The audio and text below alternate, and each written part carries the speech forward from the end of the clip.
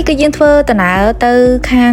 កំពង់ភ្លុកដើម្បីមើលថ្ងៃលិចនៅកំពង់ភ្លុកចឹងបានន័យថាយើងមើលថ្ងៃរះនៅប្រាសាទអញ្ចឹងទេសភាពថ្ងៃលិចយើងអាចជ្រើសរើសរវាងប្រាសាទបាខែង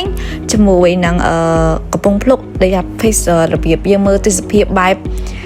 ថ្ងៃលិចនៅលើទឹកឬក៏នៅគោកចឹងណាអញ្ចឹងខ្ញុំមើលទៅប្រភេទទៅខាងប្រាសាទហើយថ្ងៃរះអញ្ចឹងពួកយើងដូរបរិយាកាសមើលថ្ងៃលិចហ្នឹងនៅនឹងទឹកវិញហើយនេះដូចពុកម៉ែបងប្អូនឃើញស្រាប់ទៅគឺជាទេសភាពស្រែប្រាំងគឺពណ៌បៃតងស្ងាត់តែម្ដងគឺខ្ញុំឃើញហើយខ្ញុំចង់ទៅឡើងទៅដេកអានៀលល្មៀលទៅល្មៀលមកថាស្អាតមែនតើគឺឃើញបៃតងស្ងាត់ស្រឡះភ្នែកហ្មងគឺអូខ្ញុំស្អាតស្រឡាញ់ទេសភាពហ្នឹងខ្លាំងហើយកន្លែងនេះគឺយើងទិញសបុតចាបន្តមកតិចទៀតហ្នឹងគឺយើងទៅដល់កន្លែងលក់សបុតទេហើយសម្រាប់ថ្លៃសបុតវិញសម្រាប់ខ្ញុំគាត់ថាអត់ថ្លៃទេដោយសារ 100000 គឺយើងចង់ជិះ2នាក់ក៏នៅតែ 100000 3នាក់ 100000 4នាក់ 100000 5នាក់ក៏ 100000 6នាក់ក៏ 100000 ដែរគឺគិតតម្លៃមួយទូអញ្ចឹងអាហ្នឹងវាអាស្រ័យលើគ្នាយើងគ្នាតិចឬក៏គ្នាច្រើនទេហើយបើនិយាយពីថេរវេលានៃការជិះវិញគឺយូរហើយយើងបានមើលនឹងបានដកបទពិសោធន៍ថ្មីជាមួយនឹងអ្វីដែលប្លែកជាច្រើន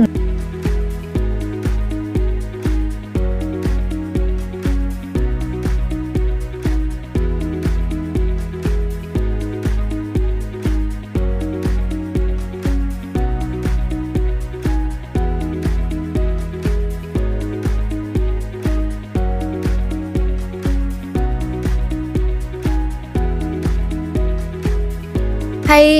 កន្លែងនេះគឺខ្ញុំឃើញផ្ទះពួកគាត់ធ្វើខ្ពស់មែនតើគឺដោយសារតែខែទឹកឡើងគឺវាអាចឡើងខ្ពស់ហើយខ្ញុំមើលមកគឺដូចពិភពអវតារវា water clan ណោះវាដែលគេយើងនិយាយហៅថា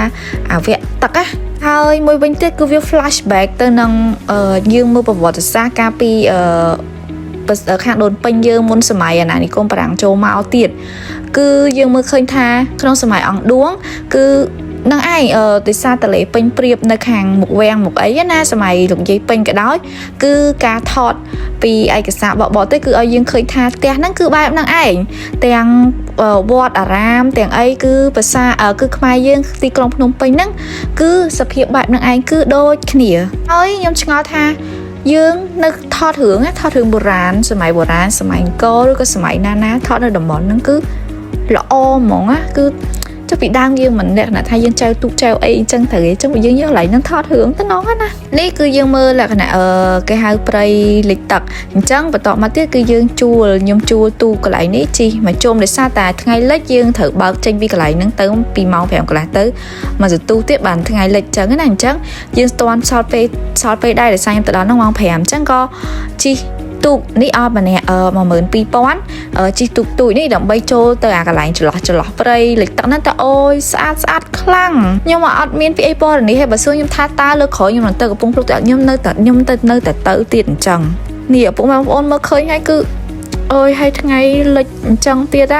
អូយគឺមានអារម្មណ៍ថាដូចសម័យទៅអតីតកាល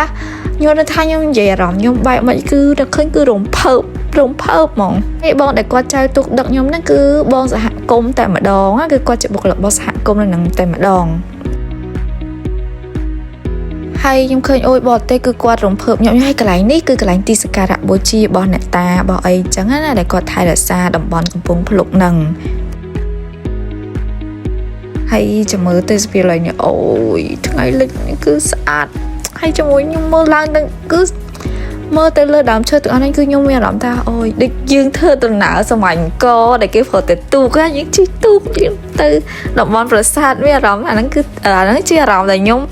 គិតទៅណាជាមួយនឹងពលឺថ្ងៃពណ៌ទឹកមាសចាំងមកចឹងទៀត Oh my goodness ខ្ញុំមានអារម្មណ៍ថាខ្ញុំនៅកំពង់ភ្លុកខ្លាំងជនបងប្អូននៅគឺគាត់រស់រាយមែនតើហើយខ្ញុំមានអារម្មណ៍ថាស្ងាត់ដូចថាជីវភាពរបស់ពួកគាត់គឺប៉ង់ទាំងសំទៅលើនេសាទក៏ដូចជាវិស័យទេសចរណ៍នឹងឯងហើយខ្ញុំគិតថាយើងទៅដើរលេងគឺជាចំណែកមួយឲ្យពួកគាត់មានអារម្មណ៍រំភើបមកនៅពេលដែលយើងអ្នកនរពីភ្នំពេញណាគឺមានអារម្មណ៍ថាគាត់រំភើបមក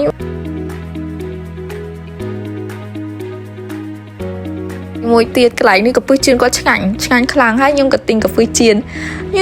ក៏ឡើងនេះឆ្ងាញ់មែនឆ្ងាញ់ហ្មងហើយ